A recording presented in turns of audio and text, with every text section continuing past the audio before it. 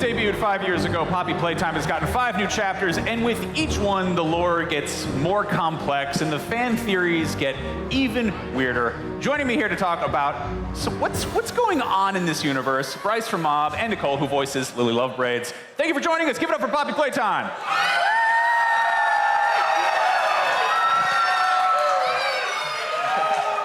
Okay, so yeah, people pay very close attention to these games. There's some very, very deep mythology. People pick everything apart, and clearly you plant a lot of little breadcrumbs, you put a little threads on there to pull on, you plan some stuff ahead. I want to know just how do you engage with that? Do you read fan theories? Do you steer clear of it entirely? Do you try to stay 2 steps ahead of it? And Nicole, how do you get caught up to speed on that kind of thing? Well, there's a lot to that. Well, you don't want to over-index on what people are saying on the internet, right? So we want to engage the community, we want to pay attention to what people care about, but also we need to be driving towards an element of surprise. So we don't want to pay too much attention and then let that kind of creep into the creative process, but we also want to make sure that we're honoring a lot of what people are passionate about, what they really are excited about with the series.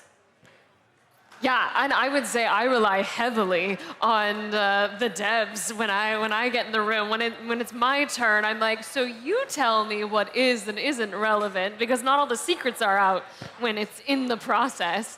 And then once it's out, my goodness, the number of fan things that other people point out to me that I'm like, oh, I didn't even realize, that's so cool. And I go and discover things that I hadn't even seen because it wasn't part of my process.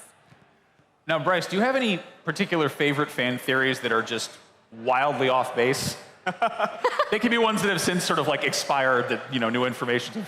Any favorite ones? No, I mean, there are, as you said, a lot, and the community is wildly engaged, and it's fun to look through them, but I think for me, it's not any specific theory, it's just that back and forth in the community, seeing people in the theory crafting channels talking about what they might think and inspecting the smallest details, and to me, that's really fun all on its own. I don't really have a favorite fan theory, but just watching that interaction, that ecosystem of people is really fun. It's got to come with a certain amount of power to just be oh, they're paying attention. I love how much the fans will take the characters once they're out and create all of this additional thought on why they're doing what they're doing and how they ended up. They really go deep into the motivations in ways that even as an actor, I'm like, oh, that's good, actually. Let's talk about your characters. Because Lily was a huge part of Chapter 5. There's also Miss Gracie. Can you tell us a little bit about sort of how early Lily came together? How long ago were you sort of planning this character, and how you found her voice, both in terms of who she is and finding Nicole? Well, as with most characters in games, they go through a lot of iterations. We do a lot of explorations, this incredible amount of concept art, exploring what should they look like, what should the outfits be like, how should the hair look, how should they move, And so it was a long process during the first stretch of the project and pre-production, trying to figure out what is the right look and feel for the character. So it evolved all the way up until the end, small tweaks, what looks right, all the way down to the shine on the hair and on the clothes, figuring out what exactly is the right balance. And the motion as well, the way she moves, the way she performs, that was something that was developing all throughout the process. Now, Nicole, people have called out your performance as being a lot, it's It's a lot. Yeah. There's something going on. A little bit. How did you find that? How'd you find that voice? How did you kind of zero in on? It was a really collaborative process, honestly. There was initial ideas that came in, and then we kind of developed and evolved. I got some character art, but it wasn't even the final yet. So we just kind of started throwing things out there, and the team kind of adjusted based on what they felt would fit in the pocket. And then once we were locked in, this is something I have loved about Mob in general, they were just go wild. They just were really yeah, go. Give it, you have another take? Go, let's see. And they were really open to ad-libs and adding things as long as it was really in the core of the character. And so much of that made it in, which was so satisfying to me. And I was so wildly impressed with her animations and the way that those vocal performances became something else entirely. And the balance between Miss Gracie and Lily Love Braids, right? The combination of seeing the transition, seeing the sort of videos of the before and then the after, and seeing that kind of intense energy, that really bubbly, intense energy was fantastic. There's a little cameo here. Yeah. That was a bit weird to glance over to. Huggy, we got a Dr. Sawyer in there. Oh my. Love it. Let's talk about the prototype. You've been teasing the prototype a very long time. Can you talk a little bit about, I guess, how has it changed? How has it kind of evolved over time? And also, Nicole, what was your first impression of it? What was it like to get kind of briefed on this situation? Well, there's a lot of anticipation for this character. The seeds of this character have been planted in the very earliest days of the development of the game. Not just 5, but way back in the early chapters, right? And so early on, every time we tried to show any little piece, like here's the arm that's going to get catnapped, all these different moments, it was interesting balance between trying to live up to fan expectations, subvert fan expectations, and also, where possible, exceed them, right? And that is no small feat.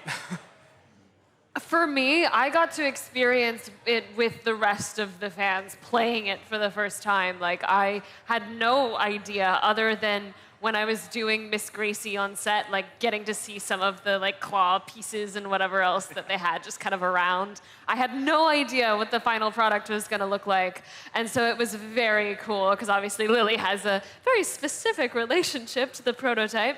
And I loved so many of the choices. I loved all of the different voices as a choice, obviously. Coming from Performance Land, I'm like, that's such a cool assimilation choice for him. So I think you guys did a great job. Bryce, do you have a favorite character to work on in Chapter 5? I know they're all darlings. You can't really play favorites. Favorite character sitting right here. 5. Oh, man. Well, it's hard to beat Lily Love Braids. I mean, the combination, like I said, of seeing Miss Gracie and then going into the world of Lily Love Braids was really, really amazing to see, and the performances were incredible. I also really love Giblet. It was actually really hard for me to choose between the two because the balance between them, the way they interact and some of that is really fun. Nice. Can you identify who the fan favorite character is in the community? And is there a character that you wish got more love from the community? Oh, man. When I look out into the community, what I see is a lot of love for a lot of the characters. And obviously, we've got Dr. Sawyer out here in the audience, along with Huggy, 2 incredible classic characters now at this point. I don't know that I've seen a fan favorite, but I've seen an incredible amount of Lily Love Braids stuff out on the internet. The cosplay has been amazing. The cosplay is unreal. It's next level. Curveball question. What was the creepiest toy you had as a kid? Creepiest toy I had as a kid. Oh, man. I had one of the Furbies, and those are hard to beat. Yeah. That's true. That's really hard. They were intense. The little tongue that you could press. They're not right. There's something wrong. off. Yeah.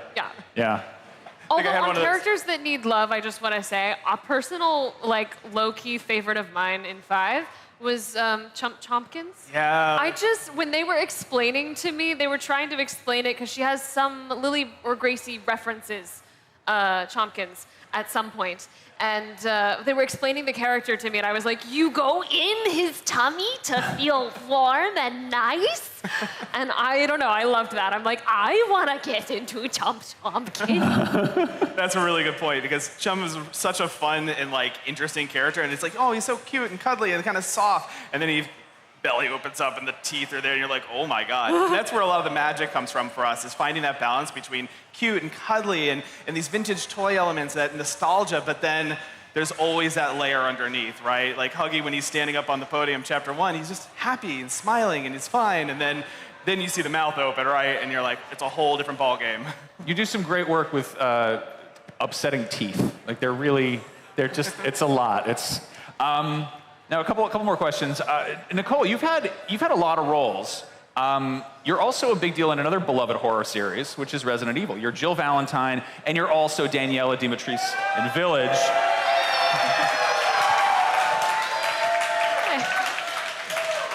Which is most challenging to play? Somebody who is a clear-cut hero, a clear-cut villain, or somebody who's just sort of, you're like, what is going on here? Challenging to play? Yeah, I guess challenging / fun.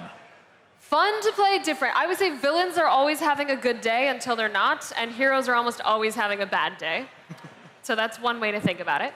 And I will say, as far as like going to the Lily Lad, it's like a vocally challenging character. Anytime you have someone that's very screamy or very unhinged or chaotic, like that does have a layer of effort when it comes to like, okay, how much can I sustain? What are we doing where? Like there's some more technical aspects to capturing that kind of a character versus someone who's a little more cinematic and speaking, or, you know, efforts are always hard. But Lily definitely had a lot of loud laughing and the number of amazing fans that are like, can you do the laugh? And I'm like, it's a lot, but sure, you know, so. Can you do the laugh?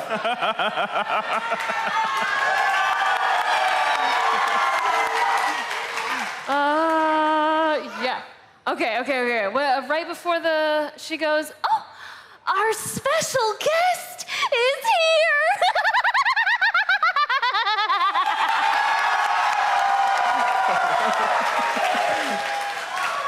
So good. Very nice. That was going to be my next question, by the way. Can you do the laugh? Okay, so you mentioned cinematic stuff. Just real quick, Bryce, can you give us any updates on the future of Poppy Playtime, whether that is Chapter 6 or the movie that was in the talks for a while? Can you give any insight to any of that? Well, there's a lot of exciting things in the works. Most of it is a little too early to talk about. Obviously, we take it very seriously when we're trying to interact with the fans and making sure that we're dropping the details in the right way and planting seeds of. And the ARG is going to be happening at some point, and it's really fun to kind of introduce these little pieces over time and engage the audience. So we're really particular about not talking about it too early. So I'm afraid I can't speak to anything beyond saying I think fans are going to be really excited about what's next coming from Mob and for Poppy. Nice. Well, thank you both so much for joining us. Give it up, Poppy Playtime. For more Poppy Playtime, be sure to catch the panel happening later today in the theater if you're here at IGN Live. And of course, if you haven't yet, you can grab all 5 chapters of the game, available now on consoles and PC. More IGN Live coming up. Stick around.